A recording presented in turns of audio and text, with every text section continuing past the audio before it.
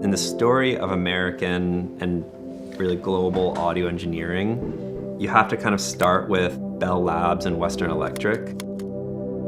In a time when audio engineering and speaker design was comparable to what like space travel is now. Literally like the best and brightest minds in the world were focused on audio recording and reproduction at that time.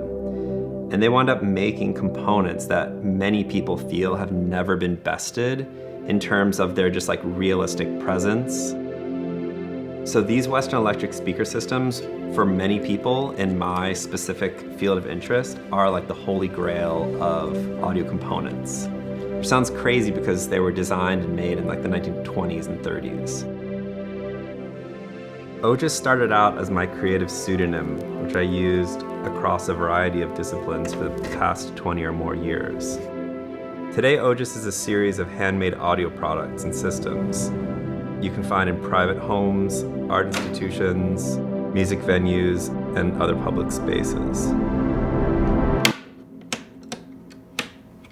If you want to understand the basics of what a sound system does, I think you need to understand two things. First being, what is sound? Sound is just vibrations moving through the air, whether that's the falling of a tree or the bowing of a violin. We can emulate that with a microphone, where a diaphragm moves with those same vibrations, but generates a tiny electrical signal. The same thing happens in the tiny groove of a record when the needle vibrates as it traces the transcription of that signal. The second thing you need to understand is the basic laws of electromagnetism. When electrical current passes through a coil of wire, it emits a magnetic field. A speaker is simply a diaphragm that moves air, in this case, a paper cone, causing the diaphragm to mimic the electrical signal we're sending to the voice coil. It's my general philosophy that I want to do as little as possible to eloquently amplify that tiny signal coming out of a phono cartridge until it's powerful enough to move a speaker and produce a satisfying level of sound.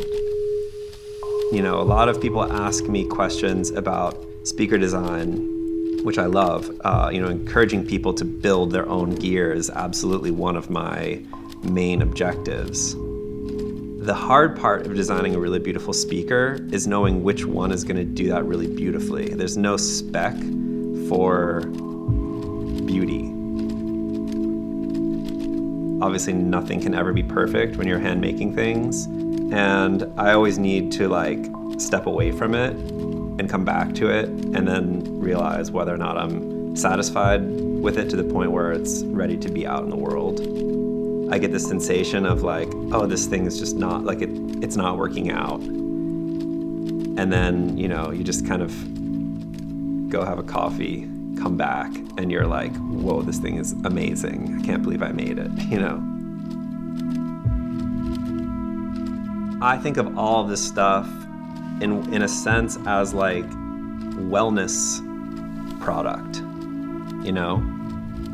And I think of a system like this, I think the same way a lot of people think of like a space where you might go to get a sound bath or do yoga or do meditation.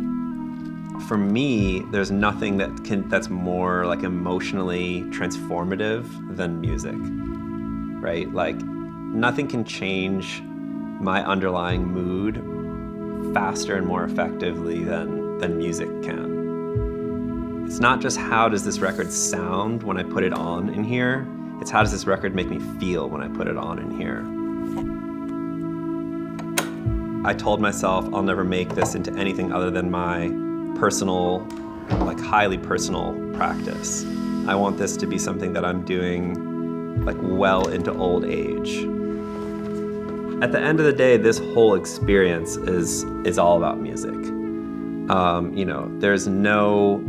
There's no point in any of this stuff without music.